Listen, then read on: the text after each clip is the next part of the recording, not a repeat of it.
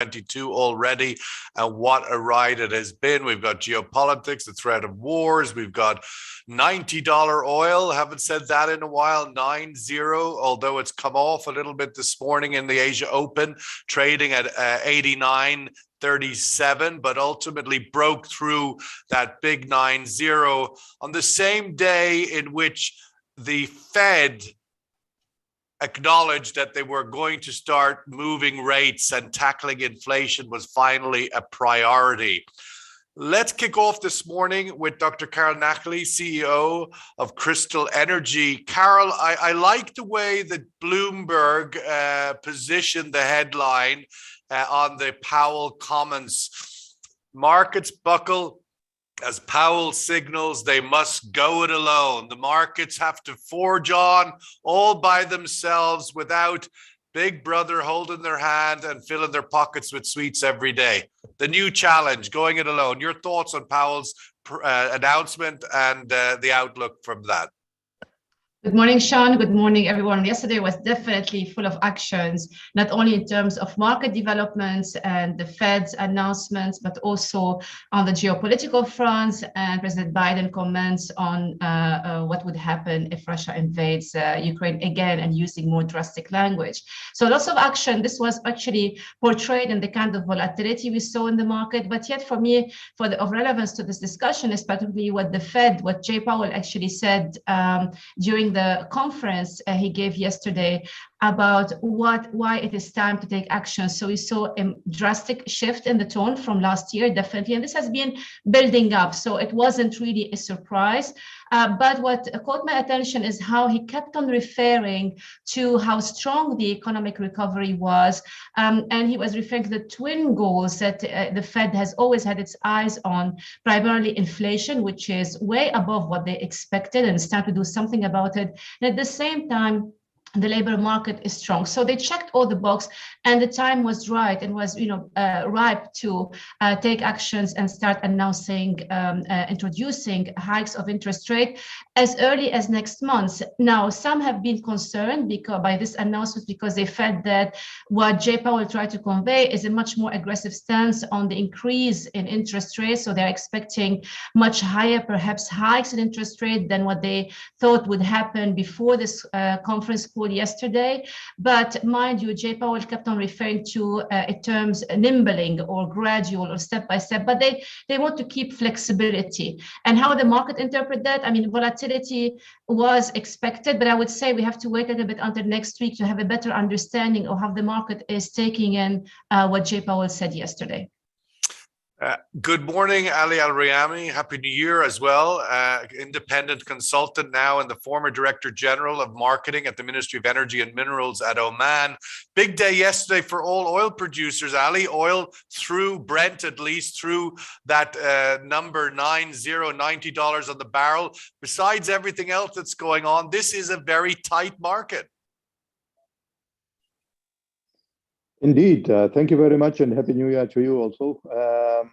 Well, actually, it is a big day for quite some time now. So it's not only yesterday, but we have started seeing, the prices going up, starting from last month almost.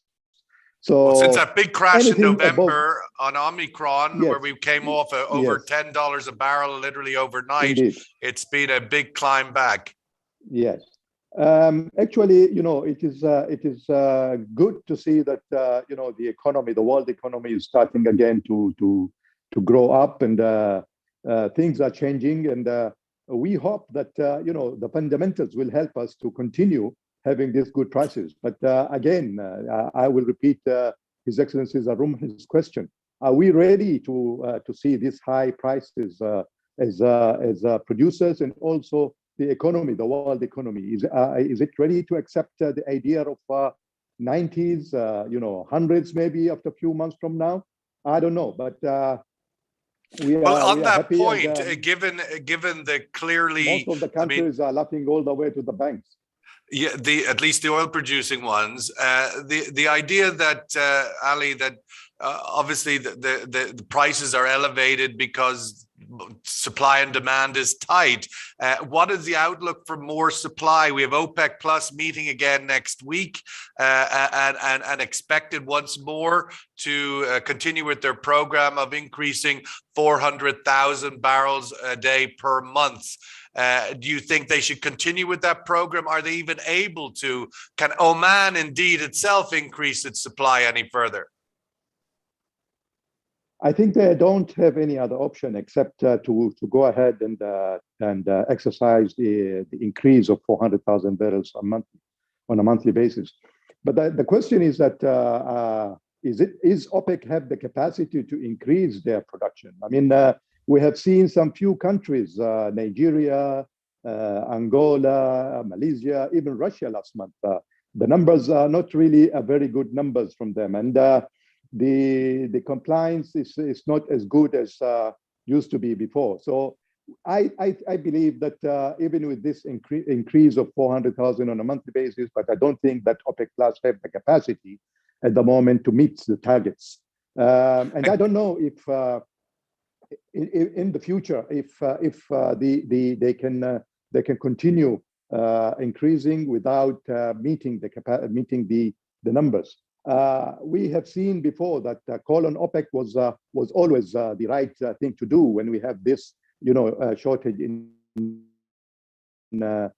production. But OPEC now, for the last few months, they couldn't really fulfill the requirements. So I'm worried about even the big brothers, the Saudi Arabia, the Russia, the Kuwaitis and the UAEs, if they have really the capacity to increase the production, because otherwise could have been,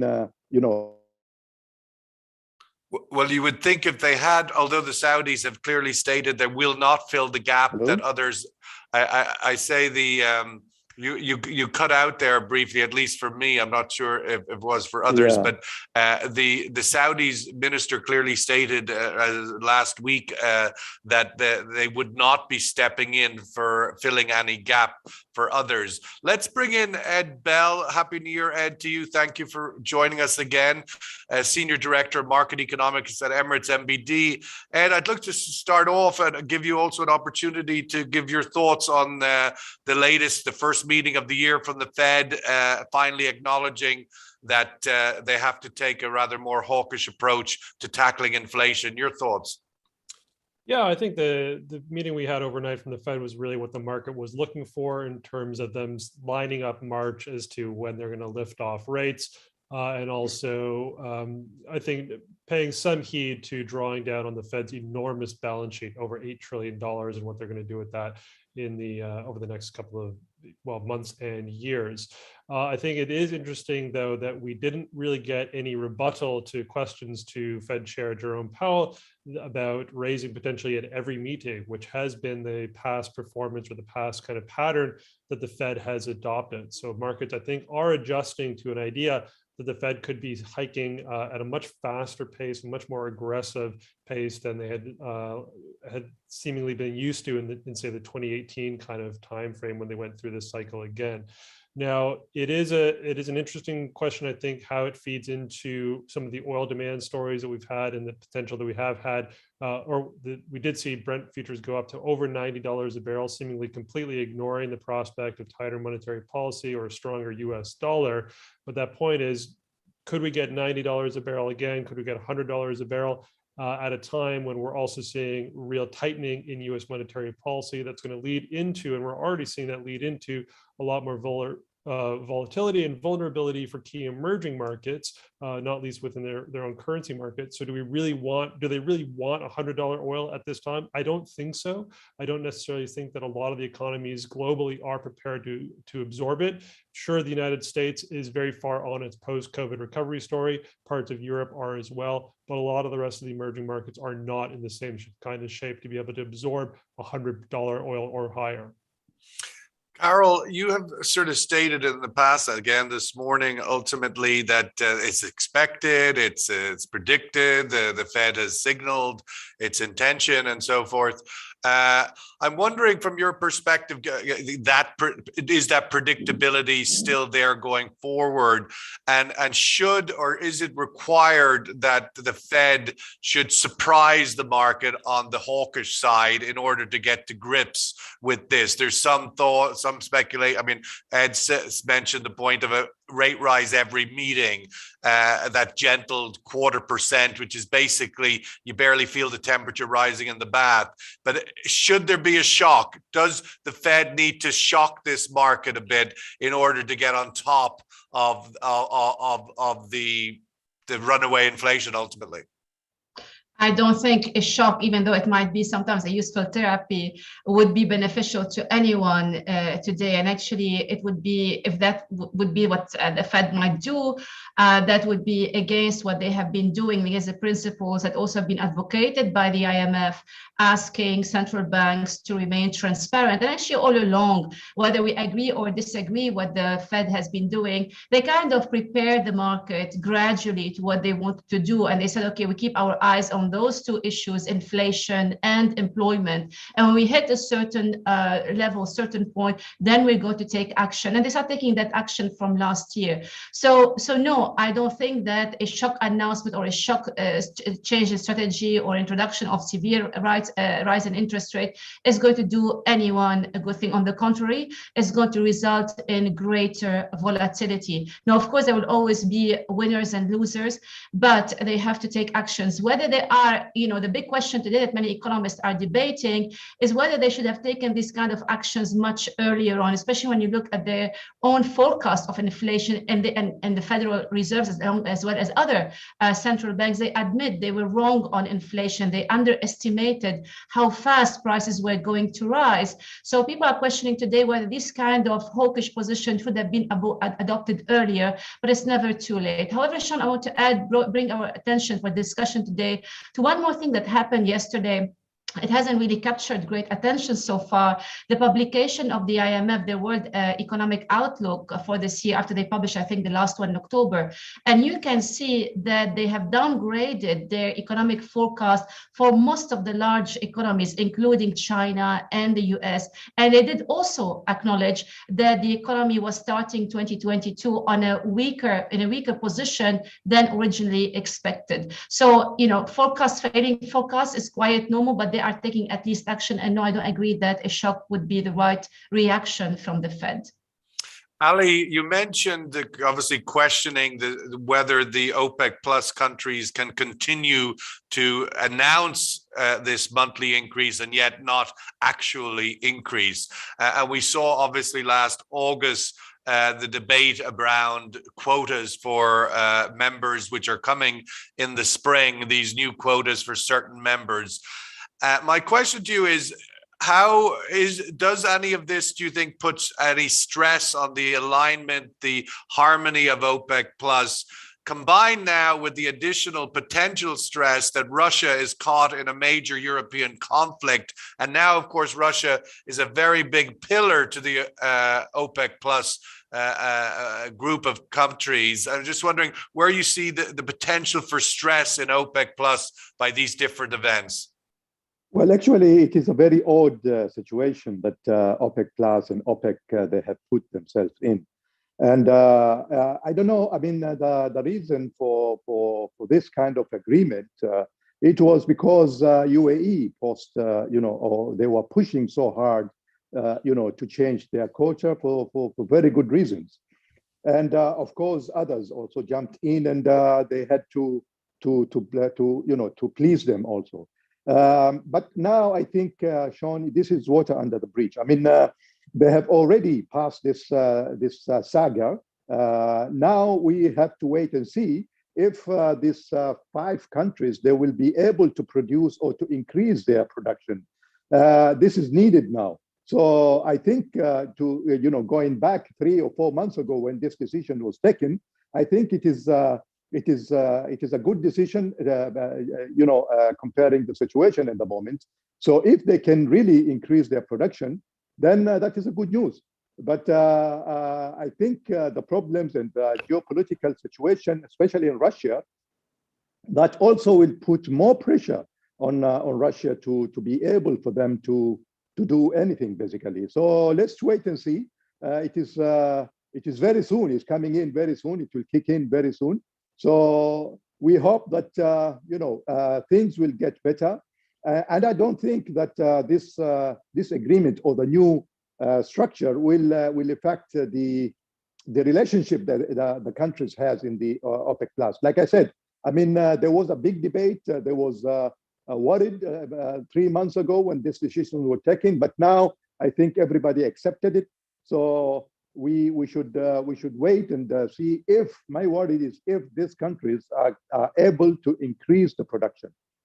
That is my worry. That is a big question. Even the big ones, the ability to add.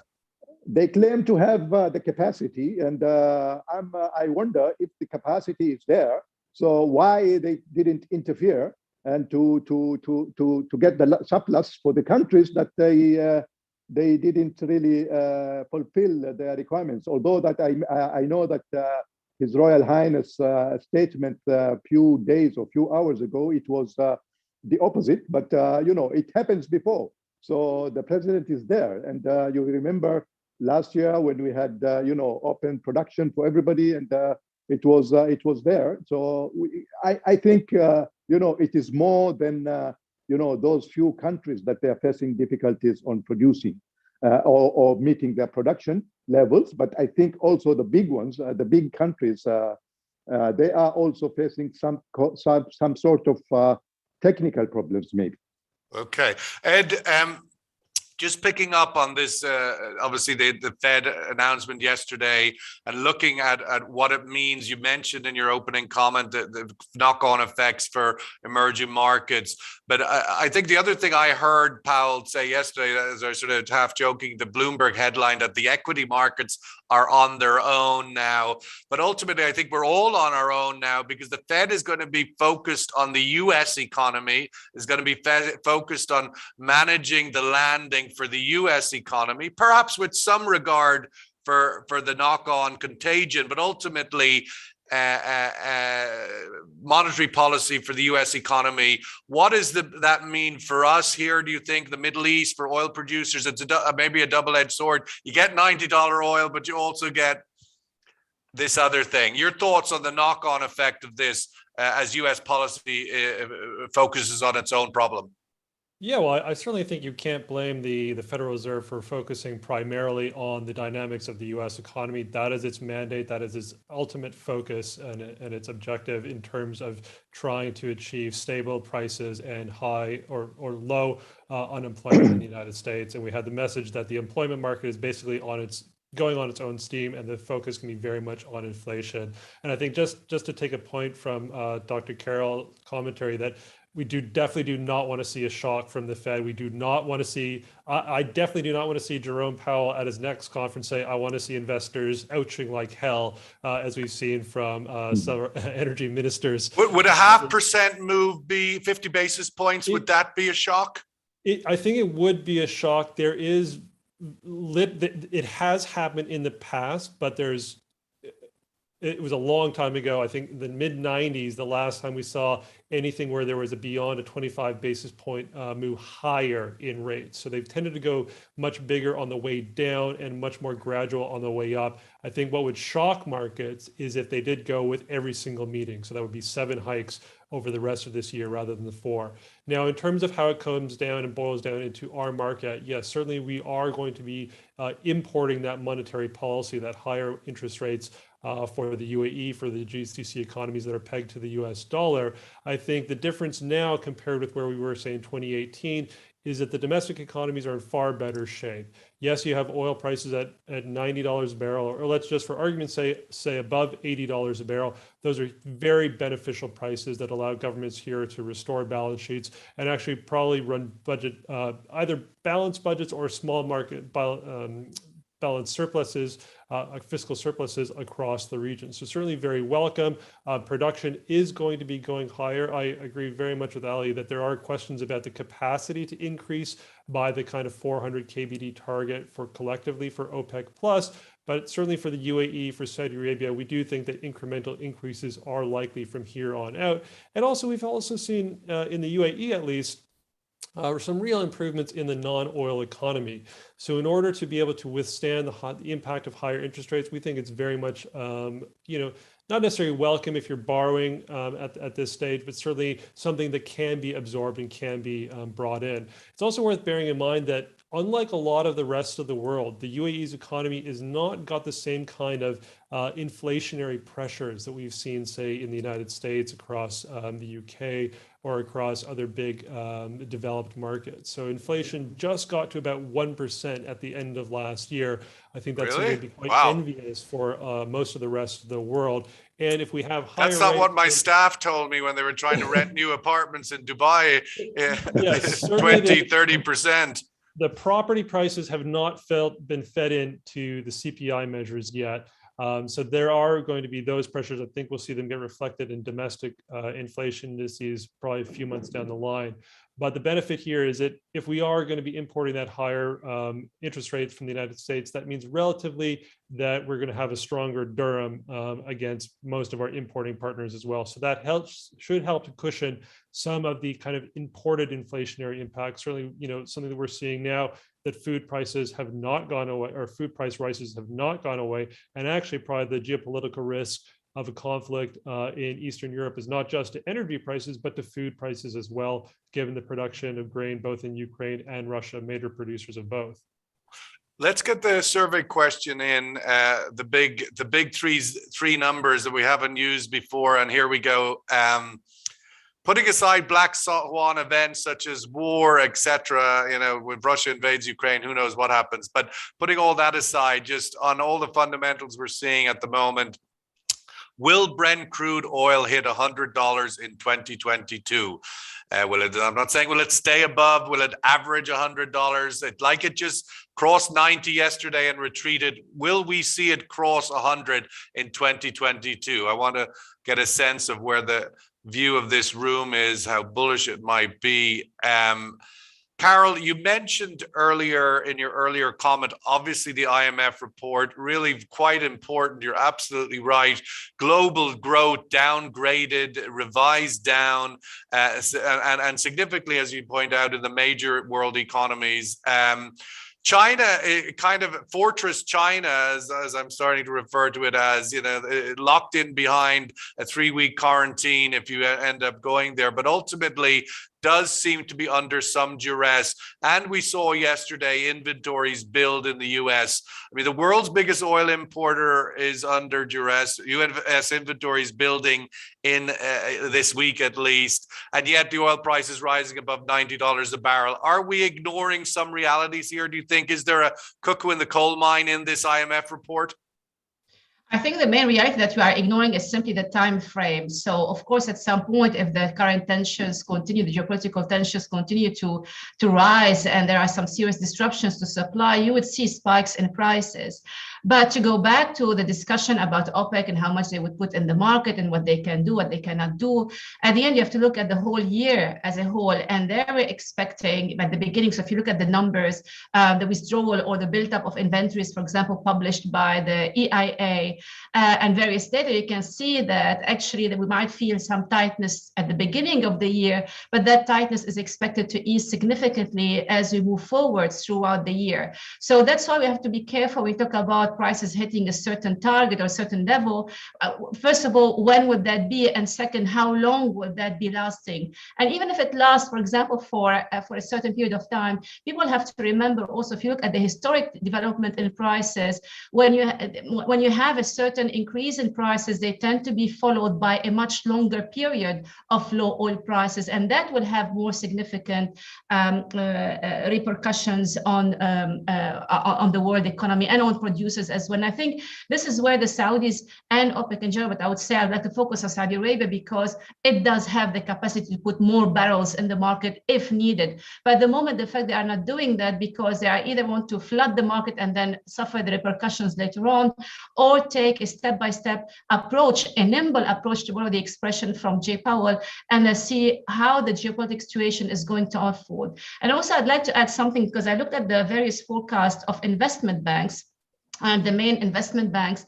And you can see there is a huge disparities between their forecasts. There is more than 30% difference. And that is a lot, by the way, when you're talking about future numbers or where the levels are going, between the lowest forecast, let's say, I think it was Citi, and the highest forecast, either Goldman Sachs or JP Morgan. And that highlights the kind of uncertainty we are facing. And to link it to China, to your question, there's also the issue of non-OECD inventories. So we focus on commercial OECD inventories because we know those figures, but we don't really know what's going on in the Chinas and the Indias of this when it comes to inventories. So this is where I would look at, combining the economy, what OPEC might be deciding, and add to a geopolitical interesting triangle for this year. But nothing in your comments would be at least indicating that there is the downside risk. Some of those are more the upside. What could, nothing to stop oil moving up, but there's no real triggers there for a downward push on prices from that point of view. Demand worries maybe, but not too much.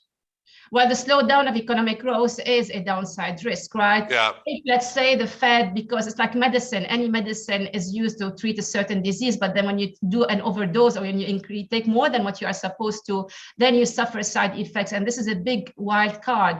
Like, how can the Fed or other central banks sail through this kind of maintaining a balance between providing the right medicine without causing major, disruption to economic growth? So, of course, COVID-19, we never know. We are talking about we're now in a mood of end of pandemic, but there might be also the supply chain bottlenecks are all downside risks as well that we might see this year. Ali, given these sort of challenges facing OPEC Plus into the new year, we also have a new OPEC Secretary General. I'm sure somebody you've worked with for many years, Haytham El Ghais, from the Kuwait, take over OPEC Secretary General position in August.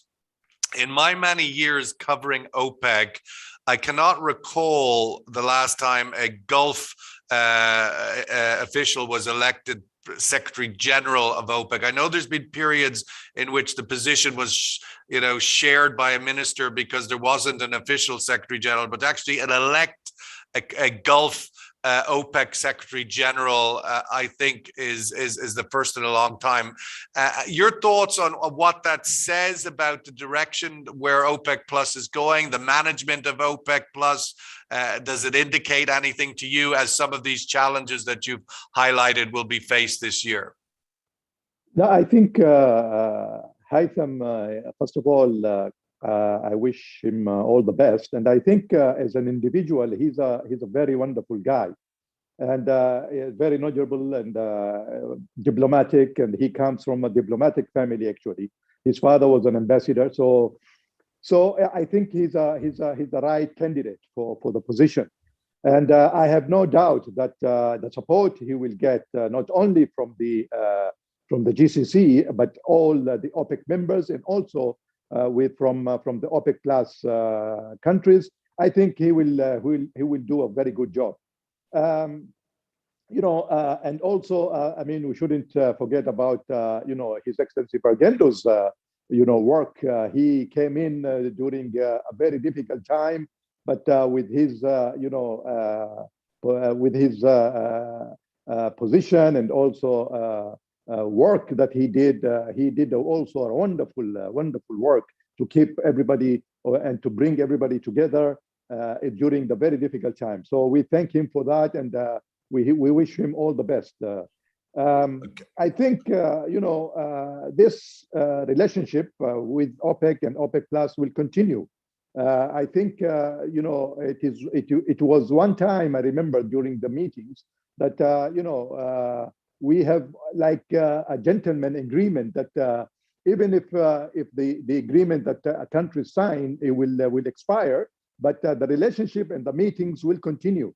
So not necessarily to be like an official meetings, but this kind of dialogue between producers, it is a very important. We hope that the the other organization, the forum, the Energy Forum, the International Energy Forum, the IEF. International Energy Forum. I even forgot about the name because it doesn't exist anymore. So let's just hope that the OPEC Plus discussion and the dialogue will continue. It's certainly on that point that just to sort of hit it with the third, that there is a Gulf Kuwaiti leading OPEC. Does it indicate to you in any way that it has a particular meaning, or he's just across the 13 countries the best guy for the job? I mean, why go to a Gulf state at this time? Any particular reason you would identify? I think, like I said, I mean, Haytham, he is coming in with a big and very strong knowledge, and supported by all OPEC members, basically. And I think I don't know what was the discussion, but I think he was the only candidate. So I think everybody. That's a good way to get elected. I'm the winner. I'm the winner. That shows you that he's a very, very strong candidate. Well, he certainly has all of the credentials, as you say. He's been at the table for the last 5 years of this OPEC Plus agreement. So he comes in with a deep knowledge of the extended OPEC Plus rather than just the OPEC. And that, of course, is so important these days. And I'm happy, Sean, that I have somebody who I worked with for quite few years. So he's a friend and a colleague. So good. We'll have to get him to the Oman Energy Forum next one. Sure, let's get the survey result before we wrap out today. Wow, a very bullish room here that we will hit $100 at some point in 2022. Seems kind of inevitable nearly, but it's still $10 away from where we are now, and a big additional 10, not quite like going from 60 to 70 or even 70 to 80, but this is really moving up into the higher ends of record historic levels. And you would think that would need, if it gets there on fundamentals of supply and demand, that would be something. And as Ali has pointed out in his commentary today, that if indeed that OPEC Plus doesn't have that extra capacity in their closet, then perhaps $100 oil will be reached, because the non-OPEC Plus countries are still very, very slow in adding new supply. Let's wrap it up there. Ed had to jump off. He has a day job like the rest of us. Carol, thank you so much. Really appreciate it. Ali, great to see you again. Happy New Year, and have a great weekend, everybody. And we will see everybody Sunday morning, as always, with the Recon Review. All the best. Thank you. Thank you. Bye-bye.